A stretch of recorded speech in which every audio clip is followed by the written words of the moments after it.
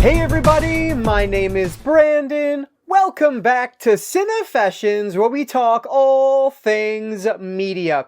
So the one thing that all collectors have in common is that we all have a finite amount of space, whether that is one rack filled with movies or it is an entire basement filled with physical media, much like myself. Regardless of how big or small our space is, it is finite. And so eventually we have to make decisions on what stays on the shelf and what doesn't. So with the new series I'm kicking off called Shelf Space, I look to answer that simple question: is it worth taking up the space on my shelf?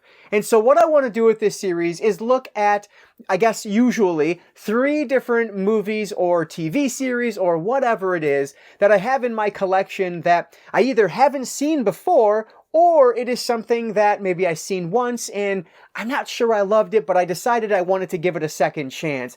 And I am going to answer the question, is it worth the shelf space? Yes or no? So that's what we're going to look at today in the first episode. I have 3 different movies to look over. 2 of them are actually on VHS, with one of them being on DVD. So let's take a look at these 3 movies and answer the question: is it worth the shelf space that they're taking up to have in my collection? So let's not waste any more time at all. Let's dive right into the very first episode of Shelf Space.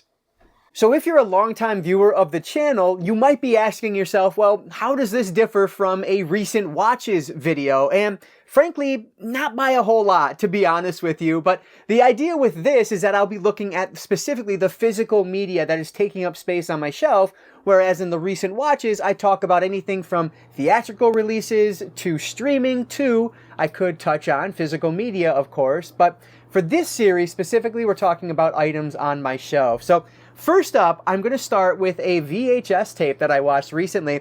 I actually picked this up from a thrift store and it hasn't even ended up in a video yet. I grabbed this one while I was on vacation, but this is called The Center of the World. And this is from 2001 and it's directed by Wayne Wang, who did a number of other films that you're probably familiar with. This is a movie that I had never heard of before, but with a cover like that, it's intriguing. And for 50 cents, when I found it at the thrift store, I thought, you know what?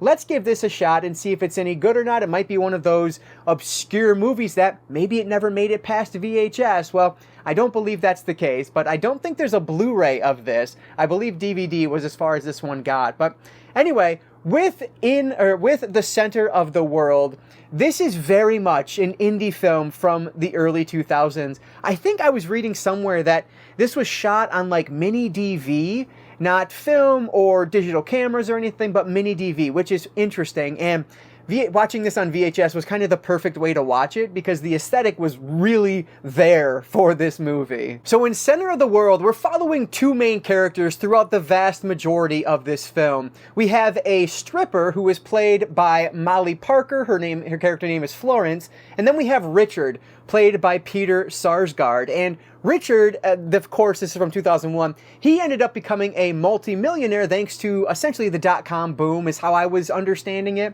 So he is super rich and he's lonely. He goes to this cafe all the time and he sees her drinking coffee. They have a conversation. He finds out that she's a stripper and then he ends up going to the strip club all the time. Well, he ends up proposing to her, what if you were to take a getaway with me out to, I think they go to Vegas. And so he offers her a large sum of money to go to Vegas and essentially be a prostitute between certain hours that she agrees to while they're in Vegas on this 3-day vacation. But of course, our main characters are going to start falling for each other, but the stripper doesn't want that. That's not what she's looking for at all, but she can't really help herself. It just kind of happens and things kind of go from there. It is a situation of, will they get together? Will they not? What's going to happen in between? Is this going to take a really weird turn? Because frankly, that's what I was kind of waiting for this entire movie, was some odd twist that I didn't see coming. But that's not really what this is about. This is very much a character study between this lonely millionaire and this stripper who's also a drummer trying to make it big in the music industry. And so it is an interesting story between the two. And it is extremely sexualized. This is a very, hard R film. There's a moment in here, and yeah, it's on the cover. They are in a strip club, and a moment happens that I don't think I've ever quite seen in a film before, like this anyway. It is interesting, and it's kind of jarring, just because, again, it's not something you've ever seen before, something I've ever seen before, really, in a movie like this. So that was memorable, to say the least. And so this really goes places, and I think our main characters do an awesome job. I think the acting is excellent. Both of them are very committed to what they're doing here, especially Molly Parker. The amount of, just nudity she ends up doing in this and the things that she does, it is very commendable that she was willing to go as far as she did. And again, it just makes it a bit more of a memorable movie than it may have otherwise been. So outside of the titillating cover, kind of the reason why you might pick this up in the first place, I don't really know that there's anything beyond that makes this a super recommendable film. It's interesting, and if you love that genre, that era of indie filmmaking, then yeah, there's probably something here you might enjoy, but outside of that, I don't know that this is really worth owning or worth seeking out. So for me, I am going to give The Center of the World 3 out of 5 stars. It was better than I expected it to be when I put the tape in, but I still didn't love this one. And so, answering the question that this series is asking, is The Center of the World worth the shelf space? In this instance, I am going to say, no, it's not. This is one that will be leaving my collection. Now, it's a weird movie, interesting film given its era, but not something I ever see myself revisiting. So, unfortunately, The Center of the World is one that will be purged from my collection. Let's move over now to the other VHS tape I watched recently, and this is one I did show in a recent haul.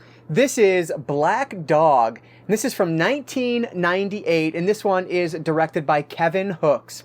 So I knew nothing of this. This is another one I thought maybe this didn't get past VHS or DVD, but turns out there's a Blu-ray, and it's actually still in print. It's only about $12, $13 on Amazon, so if you're interested, I would definitely recommend going that route versus the VHS route. But I will say, this really didn't even look all that bad on VHS. But anyway, with Black Dog, we are following our main character, played by Patrick Swayze, of all people. He is basically going to do one last driving mission or take one last trip in order to save the home that his family lives in. He actually just got out of prison for vehicular manslaughter. He ended up driving too long one night, and he saw what truckers call, I don't know if that's real or not, but in the movie, what truckers call the Black Dog. And he ended up accidentally murdering somebody on the side of the road, so he spent 2 years in prison for vehicular manslaughter. But he decides he's out on parole. He decides he's going to take this one last mission, or I keep calling it a mission, it's a job, basically, one last job in order to save the home that his family is about to lose, his young daughter and his wife. And of course, they don't really say what it is. Is it drugs? Is it something else? But you can kind of guess right from the beginning that there's something more to just driving these set of toilets from, point A to point B than what meets the eye. Well, turns out the FBI is already aware of this, and they are tracking them. ATF is a part of this as well. So there's all these things working against him. And then we have Meatloaf, who is awesome in this movie. He is playing, it's not really a spoiler, it happens very early on. He is playing, but if you don't want to know anything about the movie, maybe just skip ahead a little bit here. But Meatloaf ends up playing our main villain in this, one of our main villains, I should say. And then Randy Travis, the country star, ends up playing one of the people that drives in the truck with Patrick Swayze as they're trying to deliver the goods. But this movie, I had zero expectations going into this, and it is extremely over the top. There's one point in this where a truck drives off the side of the road and nothing happens. But another point where a pickup truck drives into the back of our main character's semi and just explodes into this ball of flames. And it was absolutely hilarious. I had way more fun with this movie than I really expected to. This is essentially a 90-minute chase scene as we're trying to get this truck from point A to point B. There's all these different things that are coming at them that are trying to prevent that from happening. And then the whole reason he's doing this is to get this payday to save his house. you quickly find out that that's not really going to be the case either. Like, it just goes in so many different directions. You find out there's an FBI agent on the truck with them. Well, which one's the undercover agent? This is just so absurd and ridiculous. It has no basis in reality whatsoever, though I am curious, is the black dog something that truckers actually talk about? I would love to know if you're aware down in the comments. But yeah, outside of that, like, there's just no basis in reality here whatsoever. And that's okay. Like, that's what I wanted from this kind of throwaway action film.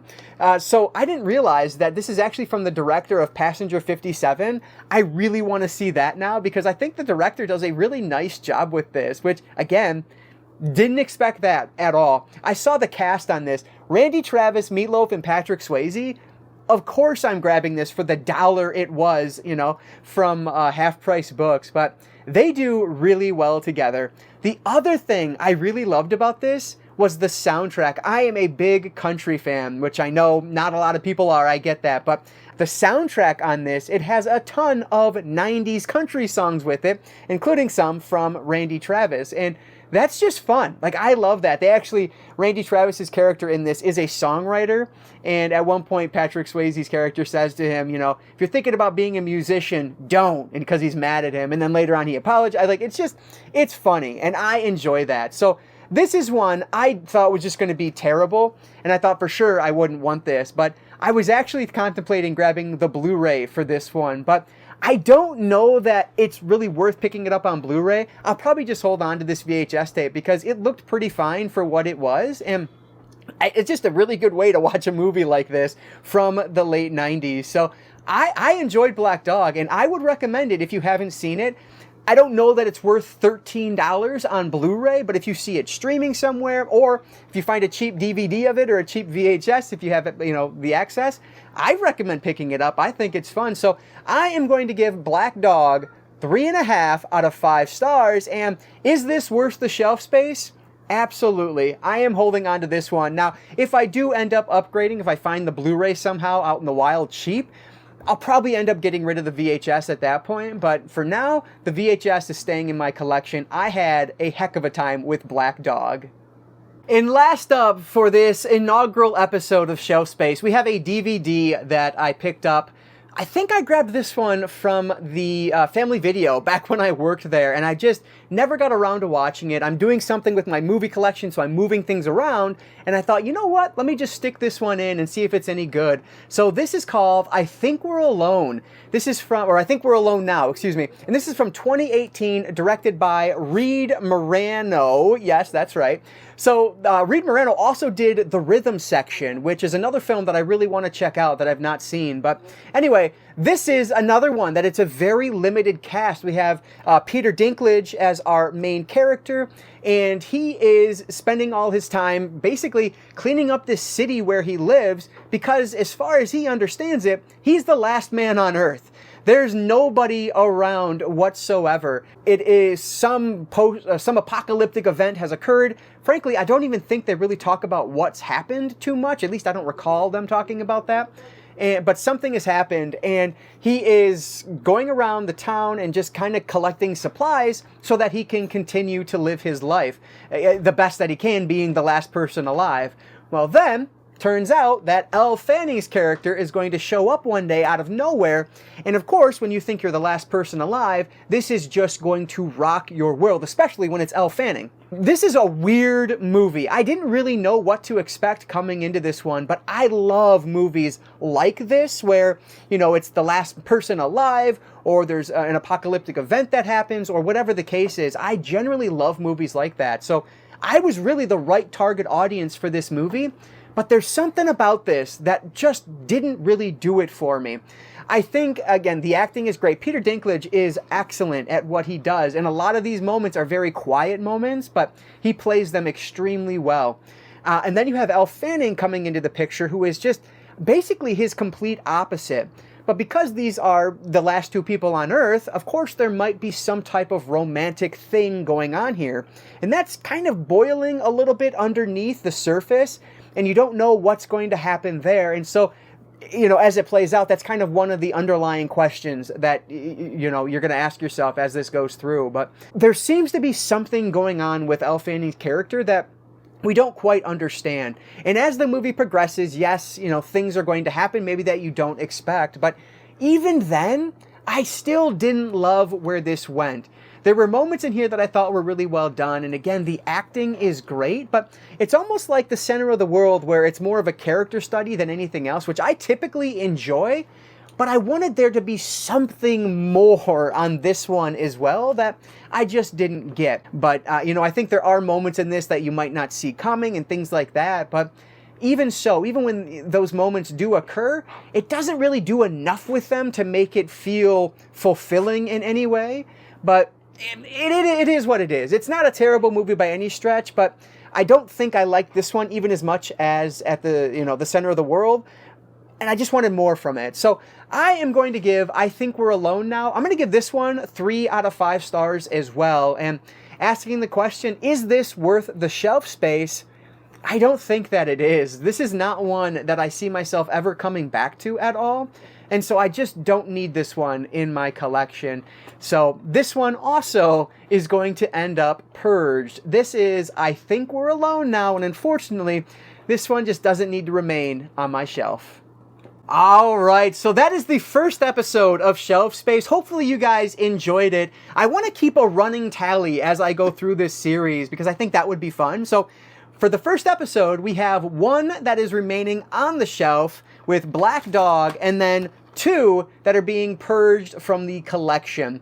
I Think We're Alone Now and The Center of the World. Interestingly, they're both kind of similar in that they're both like 2-person character studies for the vast majority of their film, which again, typically I like, but these two, I don't think they need to be on my shelves taking up space because I don't see myself ever going back to them. So anyway, I would love to hear from you guys. If you've seen any of these 3 movies, please let me know what you think about them down in the comments below. Am I wrong? Is there something I missed in one of these? Should I give one of them a second chance? Let me know what you think about that as well. Maybe I'll check it out again before I purge it. Unlikely, but if you make a good argument, that could always happen. But anyway, hopefully you guys enjoyed this first episode in Shelf Space, and hopefully we get to see quite a few more of these, because sometimes I'll start a series and then I'll just let it die, and I don't want that to be the case here because it lets me watch, it kind of pushes me to watch more movies from my physical media collection. So anyway, guys, that is going to do it. I hope you enjoyed this. Thank you so much for checking this one out. Before you go, if you could just hit that like button, that engagement really does help me out. And I will just remind you all to consume some media today. Thank you again so much for checking out the first episode of Shelf Space, and I will catch you all next time.